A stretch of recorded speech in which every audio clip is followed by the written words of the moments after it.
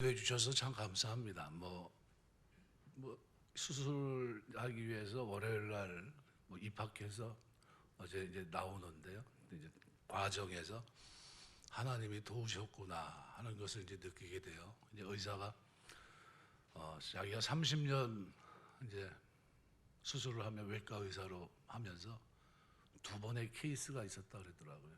두 번의 케이스라고 하는 것은 사람의 생명이 부주의하든 어떻게 됐든 끊어진 걸 얘기합니다.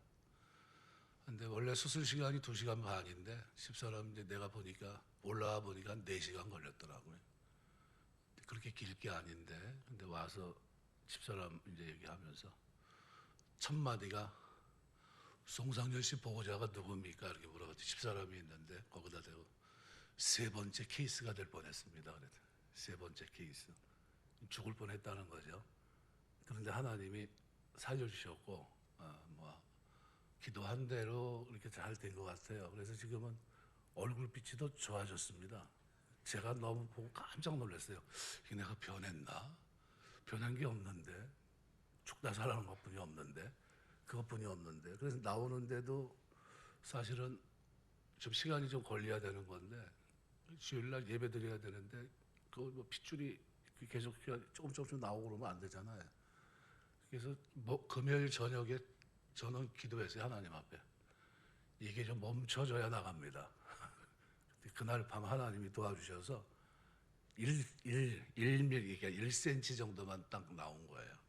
근데 원래 수치상으로는 200리터 이상이 넘어가면 못 나옵니다. 100리터 이하로 내려야 그때 나갈 수 이렇게 되는 건데 이제 회진을 하면서 물어보더라고요. 200 몇십 미터가 돼서 못 나갈 것 같다. 그래서 제가 그랬어요. 의사인데 그거는 전체 데이터고 어제 저녁서부터 오늘 아침 9시까지 1cm다. 그랬더니 그래요? 그러더니 다시 이렇게 보더라고요. 퇴원하시려고 하는 거죠? 그러더라고요.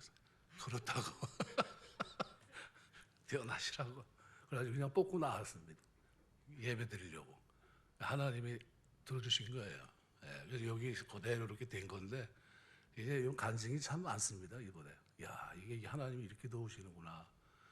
여러분 우리가 마음의 정원이라고 하는 게 얼마나 중요한지 모릅니다. 제가 그래서 들어가기 전에 이 4장 빌립보 4장 말씀을 마음에 두고 기도하면서 내가 나오게 되면 하나님이 일주일 안에 나를 보낼 거고 그러면 나는 이 설교를 해야 되겠다 딱 정해놓고 들어갔어요.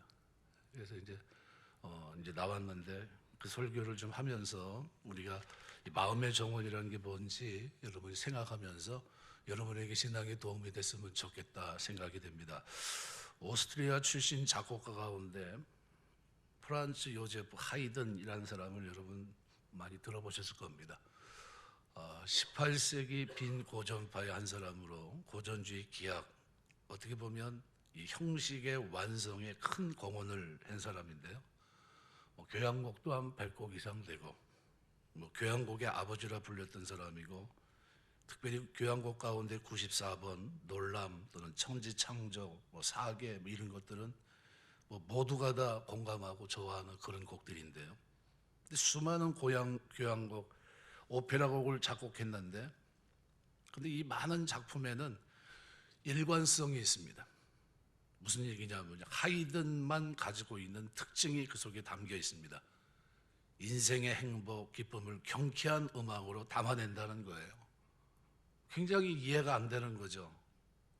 그래서 이것을 궁금하게 여긴 어떤 사람이 하이든에게 그런 질문을 던집니다. 왜 당신의 음악 세계는 언제나 환희가 넘칩니까? 어떻게 기쁨이 항상 그렇게 넘치고 있죠? 라는 질문을 던집니다. 그때 하이든이 그 질문에 이렇게 대답을 해요. 나는 이렇게 환희를 표현하는 것 외에는 달리 작곡할 방법이 없습니다. 내가 느끼는 이 사상에 따라서 노래를 이제 작곡을 하게 되는데 하나님만 생각하면 그 하나님을 생각할 때 나의 심정은 기쁨으로 충만합니다. 그래서 내가 쓰는 음악의 선율은 하나님을 생각할 때 춤을 추고 내가 든 펜은 그 심정으로 뜀을 뛰고 있습니다. 하나님은 내게 참으로 기쁜 마음을 주셨기 때문에 저는 기쁜 마음으로 작곡할 뿐입니다. 이렇게 얘기했어요. 이 작곡가들이 모여서 대화를 하는데 당신은 이것이 떠오르지 않으면, 음악의 선율이 떠오르지 않을 때 당신은 어떻게 합니까? 나는 뭐 산책을 합니다. 나는 목욕을 합니다. 나는 좋은 식사를 합니다. 뭐 이렇게 쭉 얘기를 합니다. 근데 하이든 차례가 돼서 하이든이 자기가 대답해야 될 시간입니다. 나는 골방에 들어가서 하늘을 향해 눈을 들고 기도를 시작하면 어느새 하나님께서 나에게는 새로운 시선, 경쾌한 리듬을 나에게 주십니다. 골방은 내가 창조한 창조 세계입니다. 그랬어요. 우리가 누구를 섬기고 있냐면요, 살아계신 하나님을 섬깁니다. 그러면서 제일 실패하는 게 뭐냐면요, 염려하는 거예요. 오스왈드 챔버스라는 사람이 염려하는 것은 하나님의 돌보심에 대한 신뢰의 결핍을 드러내는 것이고 그분에 대한 일종의 무의식적인 모욕이다 그랬어요. 바울은 빌립보 4장에서 지나친 염려는 하나님께 대한 불신이라는 사실을 기억하면서 천국 시민을 가진 사람들이 어떻게 살아야 되는지를 권면합니다. 그 첫 번째가 주 안에서 항상 기뻐하라. 다시 말하노니 기뻐하라는 겁니다. 두 번째는 다른 사람과의 관계에서 관용을 베풀며 살아가라는 것이고요. 세 번째는 우리가 살아가는 환경을 잘 다뤄야 됩니다. 어떻게 잘 다룰 수 있죠? 염려하지 않고 기도하면서 환경을 잘 다뤄야 됩니다. 하나님 뜻대로 하는 염려, 근심은 우리를 후회할 것이 없는 구원에 이르게 하지만, 그러나 대다수의 염려는 우리를 실족하게 합니다. 나의 영혼을 위한 염려, 교회를 위한 염려, 이웃을 사랑으로 배려하는 염려 등은 우리가 이 땅에 살아가면서 꼭 해야 될 염려고 근심이기도 합니다. 바울은 사람들이 존중하지 말아야 될 염려, 종종 하지 말아야 될 이 염려 때문에 권면하고 있는 겁니다. 결과나 과정을 자신이 책임지려고 하는 데서 오는 걱정도 그 가운데 하나입니다. 하나님은 예수님의 대속의 은혜로 우리를 구원해 주셨을 뿐만 아니라 우리 인생을 책임지십니다. 제가 연말 돼가지고 집사람이 건강검진 받으라고 했을 때 바빠서 내년에나 했으면 좋겠다고 그랬습니다. 그런데 자꾸 몇 번 제가 캔슬하고 시간 없어서 못하겠다고 했는데 하라고 그러는 거예요. 그러면 가까운데 해라. 그래서 동탄 여기 그래서 그쪽으로 가는 겁니다. 갔는데 그것도 가가지고도 막 불만족스럽더라고요. 빨리빨리 했으면 좋겠는데 사람이 이렇게 많은지. 그랬는데 결과가 굉장히 좋은 겁니다. 뭐냐면 조기 발견한 게 많아요. 용종이 3개 가운데 하나는 선종이었고 가만두면 대장암이 될 수 있었고요. 또 하나는 0.6mm지만 이걸 발견한 겁니다. 그래서 가서 이제 수술을 잘 마치고 나오고 가만히 생각해 보니까 하나님이 은혜였구나. 이게 처음서부터 끝까지 하나님이 결과를 알고 계셨구나 하는 것을 생각해 보니까 너무 가슴이 벅차더라고요. 하나님 조금 더 쓰시려고 하는 계획이 있으신가 보다. 그래서 하나님이 내가 잊어먹고 나는 모르고 있는데 그거를 발견하게 해서 그래서 그거를 떼어내신 거구나. 그래서 제가 갑상선 수술하면은 제일 문제가 뭡니까? 성대 결절이 문제입니다. 그런데 성대 4곳을 한 군데도 건들지 않았어요. 그것만 살짝 그냥 다 드러낸 겁니다. 그리고 마쳤어요. 그러면서 뭐냐면은 의사가 그렇게 얘기하더라고요. 아마 호르몬제나 뭐 이런 것들은 평생 안 먹어도 될지 모릅니다. 그거하고는 관계없이 잘 정리가 될 것 같습니다. 요 추위만 잠깐 보면 끝날 것 같습니다. 그렇게 됐어요. 그러니까 제가 결과를 놓고 가만히 보면서 야, 이 하나님 은혜다. 하나님이 이렇게 인도하셨구나 하는 것을 제가 피부로 느낍니다. 얼굴색이 진짜 제가 봐도 달라졌어요.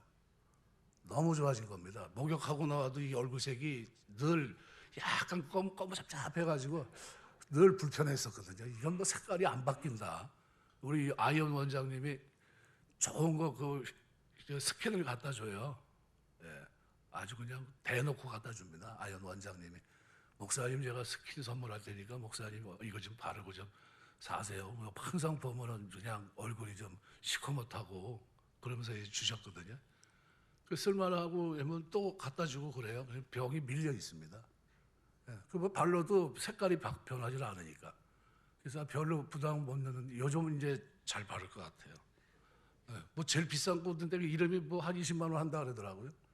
예, 그거를 대줘요, 우리 아이언 원장님이.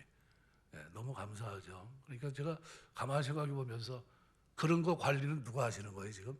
하나님이 하시는 거예요. 내가 하는 게 아니라 하나님이 하시는구나. 나는 그거 거의 관심도 없는데.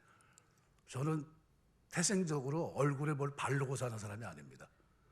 예, 세수 외에는 한 게 없어요.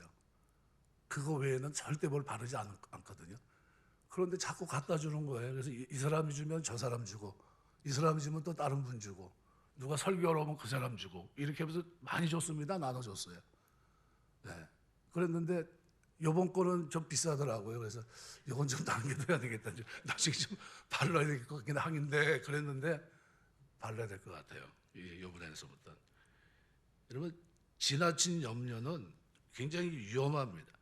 하나님은 예수님의 대속의 은혜로 구원하셨고 우리 인생 전체를 책임집니다. 인생을 채워주시고 인도하시고 그 지혜와 능력으로 주관해 가십니다. 그러니까 하나님의 인도하심과 책임지시는 이 사랑을 불신하는 마음이 만들어낸 열매 가운데 하나가 염려예요. 하나님이 날 도와주실까? 이런 생각을 가지는 거죠. 근데 바울은 염려하지 말라는 겁니다. 염려하기 쉬운 세상을 살아가는 우리에게 염려하지 말라고 말하지 않고 한 가지 대안을 제시하는데 그것이 기도입니다. 염려라고 하는 것은 자신이 통제할 수 없는 것들에 대해서 쓸데없는 근심에 빠지는 것이 염려입니다. 미래의 짐을 지고 자신을 고문하는 것, 이게 염려예요.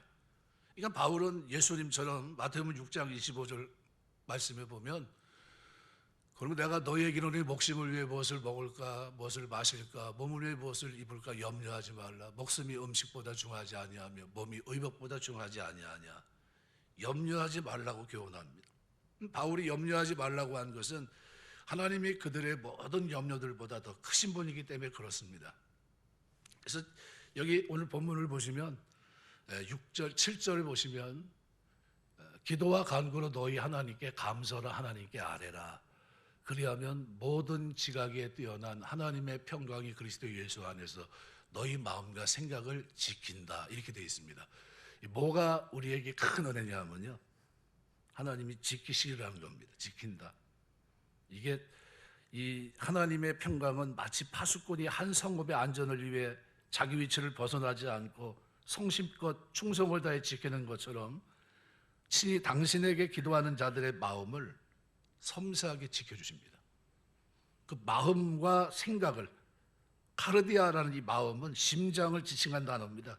인간 감정의 중심뿐만 아니라 거기서부터 파생되는 노에야마라고 하는 이 단어는 모든 생각을 표현합니다. 모든 생각, 마음으로 나오는 생각, 이 두 단어를 통해서 너희 마음과 생각을 하나님께서 지킨다는 거예요. 모든 평강에 뛰어난, 여기 모든 지각에 뛰어난 하나님의 평강이 이렇게 되어 있습니다. 이 지각이라고 하는 것은 우리가 알고 깨닫고 이해하는 기능을 말합니다. 누스, 아주 지성적인 기능인데 냉정하고 침착하고 편견 없이 생각하고 판단하는 능력, 이게 지각입니다. 근데 이 지각보다 뛰어난 하나님의 평강이 예수 안에서 너희 마음과 생각을 지키겠다는 겁니다. 이 뛰어났다고 하는 것은 위로 확 솟구쳐 있다는 겁니다. 가장 뛰어나다. 그러니까 상대적인 우월성이 아닌 절대적인 독특성의 의미가 더 강합니다. 그러니까 하나님의 평강은 인간이 가지고 있는 모든 지각을 초월하고 우리의 모든 꿈들을 능가하고 우리의 이해력의 범위를 뛰어넘고 있다는 것을 보여주기 위해서 이 단어를 쓰고 있는 겁니다. 이렇게 모든 이해를 초월하시는 하나님이 그 무한한 평강이 감사함으로 기도하고 간구하는 자들의 마음을 지킨다는 거예요. 예수 믿는 사람들은 이걸 경험해야 되거든요. 어디까지 보통 신앙생활을 하냐면요, 지키는 데까지만 신앙생활하는 사람들이 많아요. 근데 그거는 출발점에 서 있는 겁니다. 스타트 라인에. 여러분, 기도할 때 하나님은 염려, 근심은 마음에서부터 출발하는데요, 마음이 어떠한 주제에 대해서 염려하고 근심하게 되면 이 마음이 불을 일으킨 근심과 염려가 생각을 거쳐서 커지게 됩니다. 마치 거품이 일어나면서 염려와 근심이 커지고 점점점 확대되는 것 같습니다. 그때 우리가 하나님의 이름을 부르며 하나님께 마음을 쏟아 놓으면 어떤 일이 일어날까요? 하나님의 평강이 우리 마음과 생각을 지키십니다. 모든 지각, 내 판단, 지식, 경험 이것보다 뛰어난 그거와 비교할 수 없는 하나님의 평강이 내 마음과 생각을 지키시는 거예요. 이것이 우리에게 큰 은혜입니다.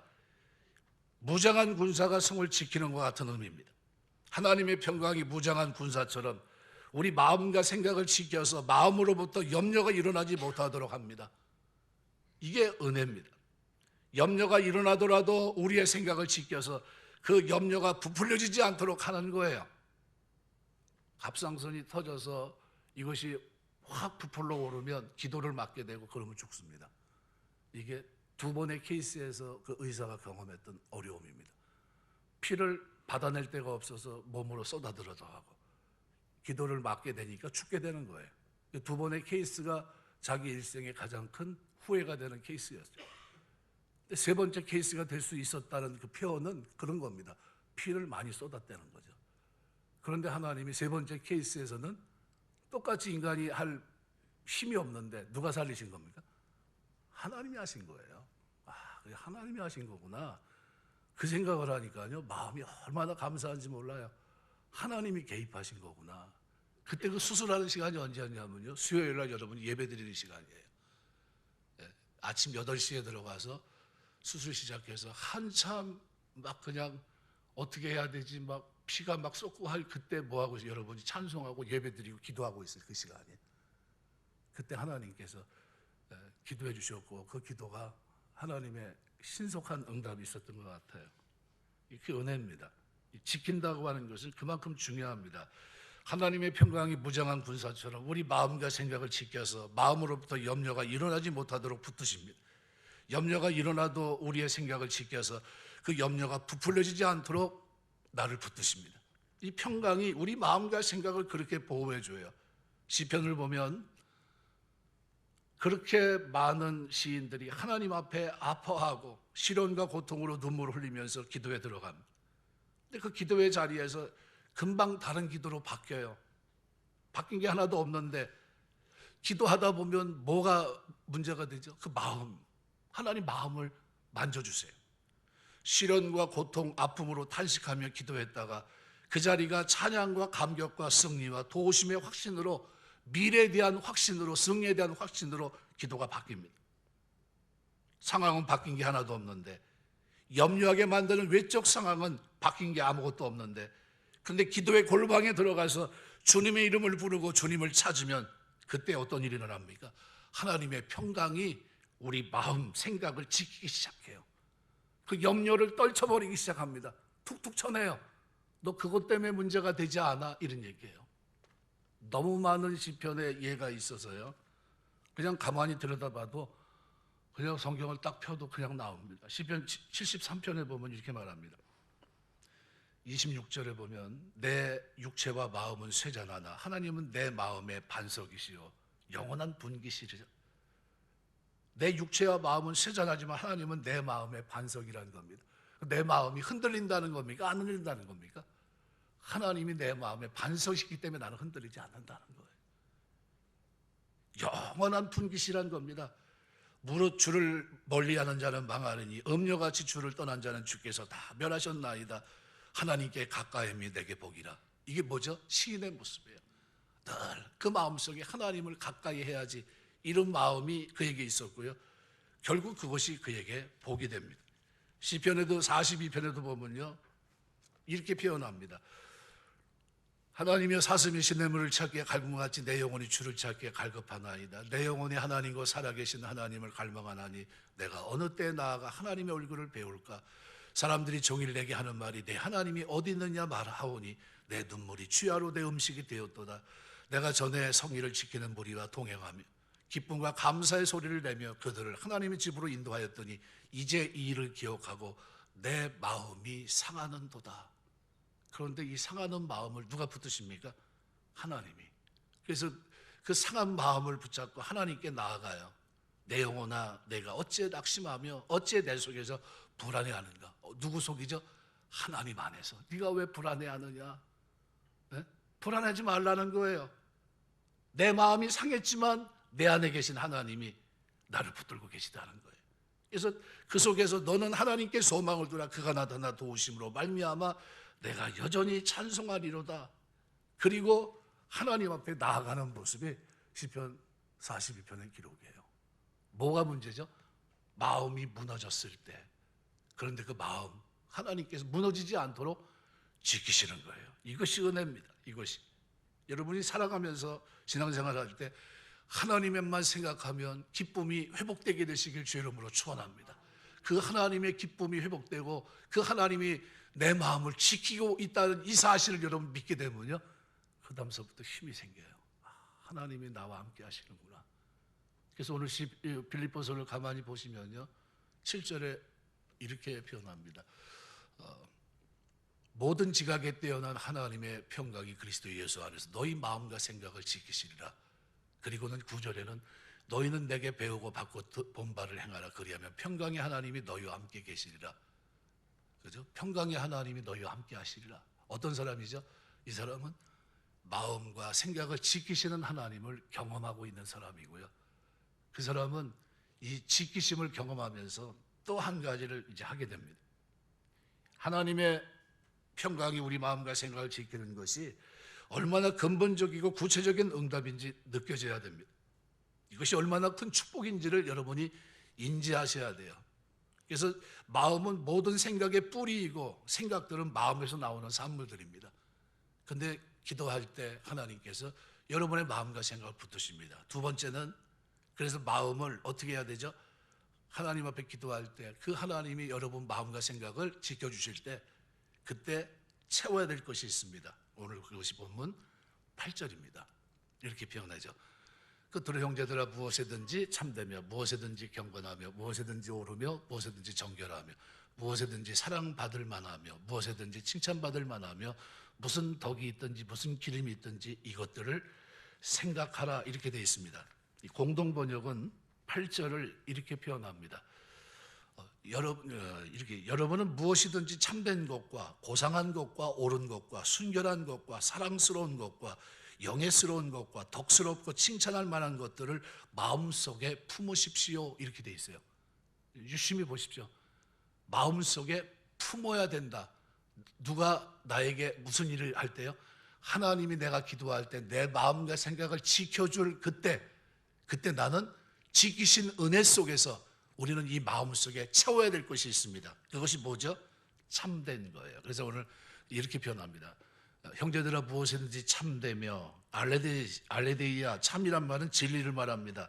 하나님의 뜻이나 말씀에 입각해서 옳은 것, 경건하며 경건이라는 단어가 유세베이아라고 하나님 앞에 경건이 있는데 그거 말고 셈모스라고 해서 인격적으로 존경할 만한 것, 이걸 얘기합니다. 또 디카이아, 오르며 디카이오스라는 단어인데요, 하나님의 시각에 봤을 때 의롭고 공정한 것을 나타내는 단어죠. 그 다음에 정결하며 하그노스라는 말은 순수하고 고상하고 섞이지 않은 정욕과 관계없는 순결한 것과 잘못되고 거짓된 것과 관계없는 흠없는 것, 이런 것들을 얘기합니다. 이 하기오스라는 이 단어는 거룩성을 강조하기도 합니다. 그러니까 여기 정결하며 그 다음에 사랑받을 만하며 그러니까 매력적인 다른 사람들로부터 애정을 유발할 만한 그런 모습, 칭찬할 만하며 좋은 평판을 받는 모습. 그러니까 하나님이 우리 마음과 생각을 지킬 때 우리 마음 속에 뭐가 세워져야 됩니까? 이런 것들이 채워져야 된다는 겁니다. 그래서 8절은 이렇게 무엇이든지 사랑받을 만하며 무엇이든지 칭찬받을 만하며 그 다음에 뭐라고 표현하면 무슨 덕이 있든지 무슨 기림이 있든지, 아레테라는 말은 무슨 장점이나 은혜로운 행동, 기름이란 말은 도덕적으로 칭찬받는 걸 말합니다. 이것이 있든지 생각하라, 로기조마이, 생각해보라, 계산해보라는 겁니다. 그러니까 우리가 여기 열거되어 있는 이 다양하게 6, 7, 8가지, 7가지 정도 되는데요, 여기 기록되어 있는 이것을 얻을 목적으로 생각하라는 겁니다. 하나님이 내 마음과 생각을 지켜주실 때 이것이 너희 마음속에 머물게 하라, 이런 얘기입니다. 이것이 마음의 정원을 가꾸는 거예요. 내 마음을 지켜주실 때 잘못된 생각이 나를 끌고 가지 못하도록, 잘못된 생각이 나를 염려로 끌어가지 못하도록 내 삶에 무엇으로 채우라는 겁니다. 참되고 경건하고 옳고 정결하고 사랑받을 만하고 칭찬받을 만한 모습으로, 덕과 기림 있는 모습으로 우리 마음을 거기에 머물 수 있도록 하라. 킹제임스 버전은 숙고하라 이렇게 돼 있어요. 숙고하라. 그럼 여러분, 우리가 기도할 때 하나님이 내 마음과 생각을 지켜주는 거는 스타트 라인에 쓴 거예요. 그럼 여러분이 해야 될 두 번째는 뭐죠? 지켜주실 때 내 마음속에 이것으로 채우는 겁니다. 바울은 거기까지 얘기하고 있질 않아요. 여기서 또 한 걸음 더 나갑니다. 이제 너희가 뭐 배우고 받고 듣고 본 바를 행하라. 한 걸음 더 나갑니다. 하나님이 마음과 생각을 지켜주는 데서 끝나지 않아요. 평강의 하나님이 함께하면서 이 땅을 살아내는 능력 있는 삶의 자리로 그들을 끌어갑니다. 그들은 사람과의 관계 속에서 어떤 모습으로 나타나죠? 칭찬받는 모습으로, 참된 모습으로, 경건한 모습으로, 옳은 모습으로, 정결한 모습으로, 사랑받을 만한 모습으로, 덕과 기림 있는 모습으로. 이것이 마음 정원을 잘 어떻게 해요? 만드는 거예요. 잡초가 없는 거죠. 이런 모습으로 가꾸는 모습이고요. 그것을 가지고 살아내는 걸 얘기합니다. 너무나 아름다운 모습이에요. 이것이 바울이 빌립보 교회에 보낸 편지 속에 있는 내용입니다.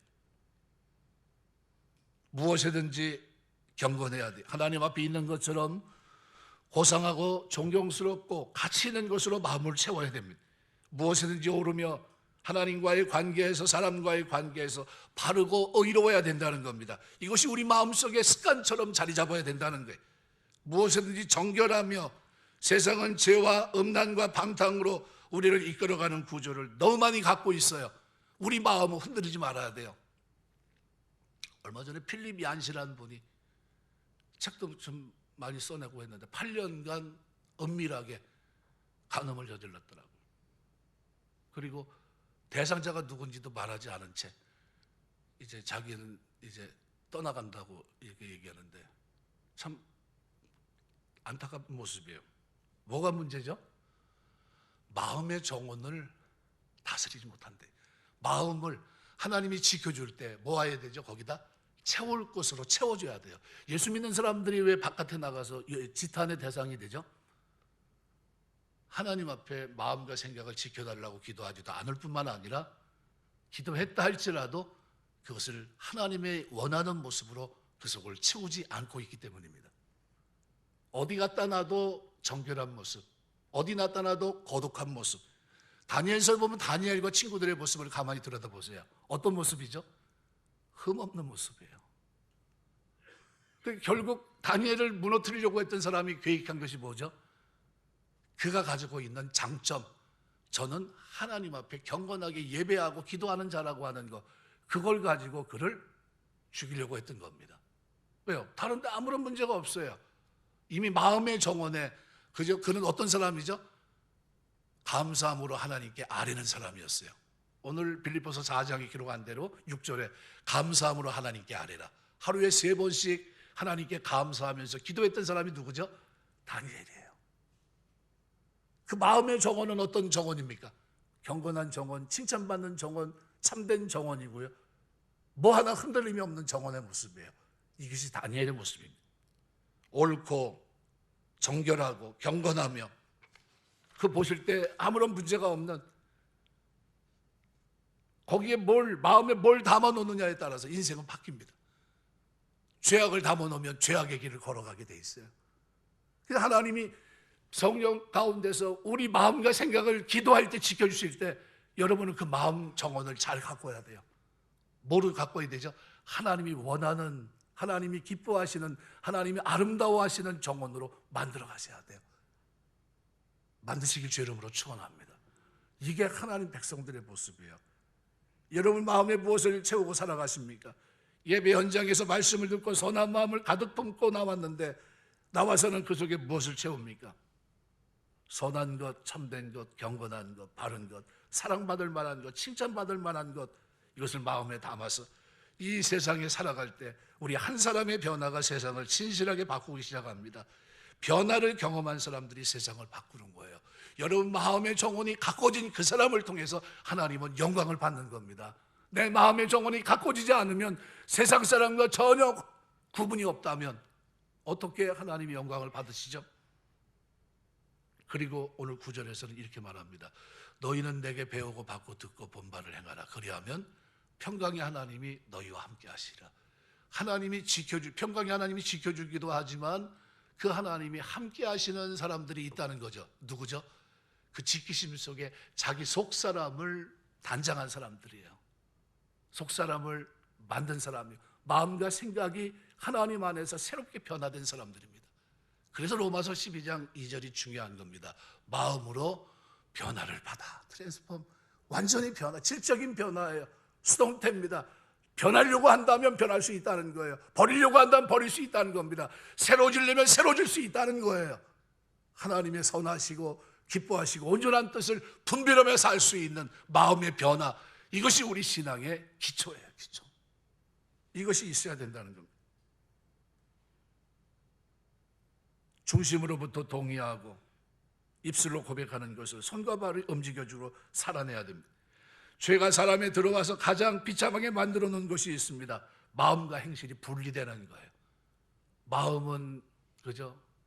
엉뚱한 데 가 있고 행동은 엉뚱하게 움직이고, 동기는 선한데 실질적으로는 행실은 악하고, 반면에 은혜가 우리 안에 들어와서 하는 일이 뭐죠? 하나 되게 합니다. 하나님 기쁘신 자로 하나님과 하는 성령과 하나 되고 그 안에서 내 속사람이 아름답게 만들어지고 그리고 그 삶을 살아내게 하세요. 이게 은혜입니다. 삶이 없는 기독교, 행함이 없는 복음에 대한 동의, 그것은 진실한 것이 아닙니다. 가짜예요. 성경은 우리에게 반드시 어떻게 해요? 우리가 하나님이 우리 마음과 생각을 지켜준다면 하나님과 동행하는 삶의 자리로 나아가야 된다. 그것은 속사람이 갖춰지고 행동하는 모습으로 반드시 나타나야 될 것을 얘기합니다. 성경은 우리에게 행하라고 말합니다. 각자 자신의 삶의 현장에 있습니다. 이웃에게, 가족에게 말씀에서 배운 대로 행하라는 겁니다. 내 마음의 정원이 가꿔진 그대로, 이 정원이 무성한 그대로 방치된 상태가 아니라 평강의 하나님이 지키시는 가운데 채워진 그 정결과 채워진 참된 것으로, 그 사랑받는 모습으로 무슨 자랑할 것이 있든지 그것을 가지고 살아내라는 겁니다. 말씀을 맺겠습니다. 이 록펠러 1세 여러분 잘 아실 겁니다. 원래는 허스키한 소년이었는데 어려서부터 돈을 버는 것을 인생의 목적으로 삼았고 밤낮 가리지 않고 일을 했던 사람인데 33세 백만장자가 되고요, 43세 큰 회사를 차렸고 53세 억만장자가 됩니다. 53세 탈모병이 생겼는데 머리가 빠지고 눈썹이 빠지고 온몸이 마르기 시작합니다. 그때 그가 일주일 수입이 8억 원 정도 됐다고 합니다. 그런데 탈모병으로 고기 한 점 먹을 수 없는 그런 신세가 됩니다. 우유 그리고 과자 몇 조각으로 연명해 갔는데 그는 수종노였기 때문에 사람들이 그를 미워했습니다. 밤낮으로 경원을 데리고 다녔고 밤에는 잠을 잘 수가 없었어요. 의사로부터 앞으로 1년밖에 살 수 없다는 말을 들었고요. 그날 자신을 돌아보면서 하나님을 멀리했던 삶을 깨닫게 됩니다. 뭐가 문제죠? 마음의 정원이 무너진 거예요. 하나님과의 관계 속에서 없었던 겁니다.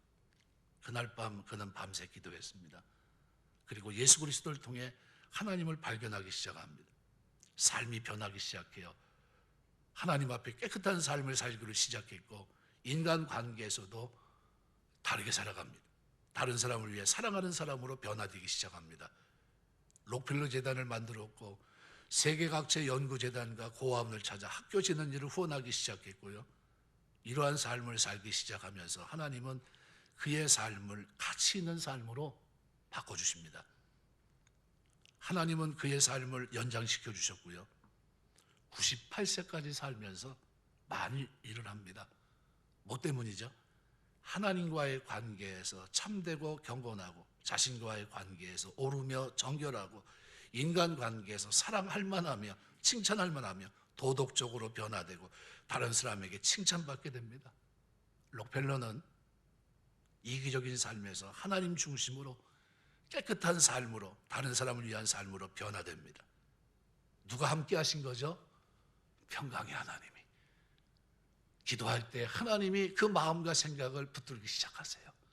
그리고 꽉 붙잡아 줍니다. 그리고 그 마음속을 내가 하나님 사랑하며 이웃 사랑하며 살아야 되겠다. 이 마음을 하나님 앞에 굳은 결심을 가지고 이제 어떻게 움직이기 시작합니다. 그 부족했던 움직임을 하나님이 붙드십니다. 그리고 그가 살아가면서 53세를 넘지 못할 거다 했던 사람이 98세를 살아가면서 그는 하나님 주신 건강 가지고요, 마음을 지켜주신 하나님, 평강의 하나님과 동행하며 이 땅을 멋있게 살다가 주님 앞에 갔습니다. 여러분, 우리도 똑같아요.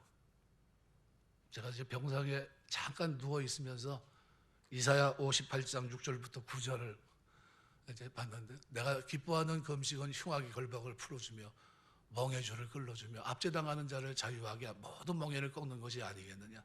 줄인 자에게 내 양식을 나눠주며 유리하는 빈민을 집에 들이며 헐벗은 자를 보면 입히고 내 골육을 펴에 스스로 숨지 아니하는 것이 아니겠느냐. 그리하면 7절이 왜 중요하냐면요, 제가 병상에 있으면서 저 말씀이 확 생각나는 겁니다. 줄인 자에게 양식을 나눠주고 유리하는 빈민을 들이며 헐벗은 자를 보며 입히며 또 내 골육을 피하여 스스로 숨지 않은 것이 아니겠느냐. 그리하면 내 빛이 새벽같이 비칠 것이며 내 치유가 급속할 것이며 내 공의가 내 앞에 행하고 여호와의 영광이 내 뒤에 호위하리니 내가 부를 때 나 여호와가 응답하겠고 내가 부르실 때 내가 여기 있다 하리라.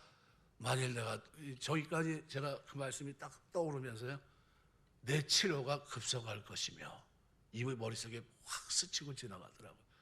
그래서 기도하면서 하나님, 내가 살아온 삶에 은혜 주셔서 이 치료가 급속하게 하옵소서. 그리고 수요일 날 12시에 수술이 끝나고 나왔는데요, 그리고 토요일 날 12시에 퇴원하고 나왔습니다. 저보다 같이 들어온 사람들 이렇게 비교해 보니까요, 저보다 하루 앞에 수술한 사람하고 똑같이 나왔어요. 벌써 나가세요? 그러더라고요. 벌써 나갑니다. 제가 하나님 은혜 주신 거예요. 기도하면서 뭐가 생각났다고요? 치료가 급속할 것이며, 이게 딱 떠오르더라고요. 하나님, 치료가 급속하게 하옵소서. 늦게 들어갔지만 빨리 나오게 하옵소서. 그리고 병원밥이 맛이 없더라고요. 그래가지고 2번 패스했습니다. 가져왔는데 그냥 가져가시라고. 그러니까 자동 검색이에요. 자동 검색. 먹지 말자. 그리고 그냥 기도하니까요, 하나님 더 은혜 주신 것 같아요. 말씀을 맺겠습니다. 여러분이 신앙생활하면서 마음의 정원을 우습게 여기시면 안 됩니다. 이것이 기초예요. 이것이 무너지면요, 세상과 구분이 안 됩니다. 하나님의 은혜를 경험할 수도 없고, 평강의 하나님이 함께 하신 것을 여러분이 경험할 수 있는 길이 있습니다. 기도할 때 마음과 생각을 지키시는 그 하나님 앞에 여러분이 채워야 될 것으로 그 마음을 습관처럼 채우셔야 돼요. 좋은 것, 아름다운 것, 정직한 것, 거룩한 것, 사랑할 만한 것, 장점과 모든 사람에게 축하받을 만한 그 모든 것으로 여러분 마음을 잠그시고요. 그 다음에 어떻게 해요? 그렇게 살아갈 때 주님은 내가 너와 함께 할게, 이렇게 얘기합니다. 기도만이요? 아니요.